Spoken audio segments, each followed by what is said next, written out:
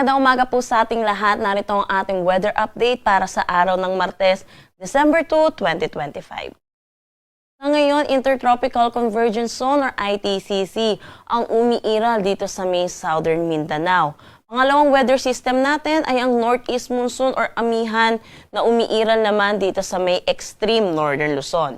Para naman sa nalalabing bahagi ng ating bansa, localized thunderstorm ang inaasahan natin na magdadala ng mga panandaliang buhos ng mga pag-ulan lalo na sa hapon at sa gabi.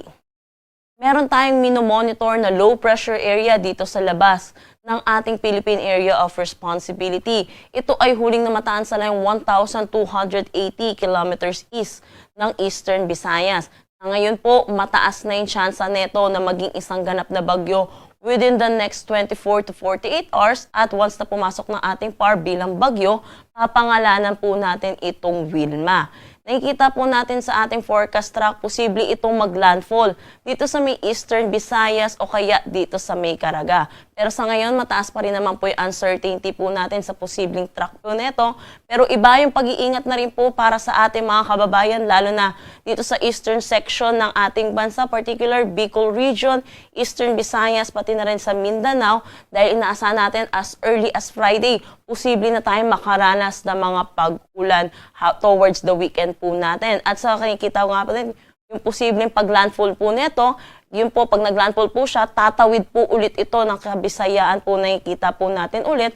So inaasahan pa rin po natin yung mga naapektuhan po ng mga na bagyo po natin ay makakaranas po muli ng mga pag-ulan. So ugaliin po natin i-check ang mga nilalabas na updates ng Pag-asa at ugaliin po natin ugnayan sa ating mga local government units hinggil sa mga posibleng paghahanda or paglikas na kailangan po nating gawin. Para naman sa magiging panahon natin ngayong araw dito sa Luzon, inaasahan natin yung pag-iral ng Northeast Monsoon kaya makakaranas ng bahagya hanggang sa maulap na papawirin na may mga isolated light rains dito sa may Batanes at Babuyan Islands. Para naman dito sa Metro Manila at nalalabing bahagi ng Luzon, inaasahan naman natin ang maaliwalas na panahon pero asahan din natin yung init at alinsangan lalo na sa tanghali hanggang hapon na may mataas na tsansa ng mga panandaliang buhos ng pag-ulan lalo na sa hapon at sa gabi. Dulot po ito ng mga localized thunderstorms. So ugaliin po natin i-check ang social media pages ng Pag-asa hinggil sa nilalabas natin mga thunderstorm advisory. Agwat ng temperatura para sa Metro Manila ay 24 to 32 degrees Celsius.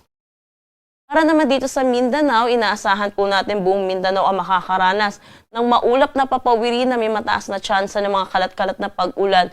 Dulot nito ng Intertropical Convergence Zone or ng ITCZ. Para naman dito sa may Palawan at buong Visayas, maaliwalas na panahon naman ang kanilang aasahan, pero asahan din po natin yung mga localized thunderstorm lalo na sa hapon at sa gabi. Agwat ng temperatura para sa Cebu, 27 to 31 degrees Celsius, Davao, 25 to 30 degrees Celsius. Wala naman tayong nakataas na anumang gale warning sa anumang seaboards ng ating bansa, pero inaasahan po natin sa mga susunod na araw, makakaranas po tayo ng bugso netong Northeast Monsoon. So posible po tayo magtaas ng gale warning lalo na dito sa may Batanes, Babuyan Islands, Cagayan, pati na rin dito sa may Ilocos Norte. So iba yung pag-iingat din po sa ating mga kababayan na mangingisda at may mga sasakyan maliit pandagat. Ugaliin po natin i-check yung mga nilalabas po nating updates hinggil po dito sa gale warning. Ang sunrise mamaya ay 6:06 a.m. at ang sunset mamaya ay 6:25 p.m.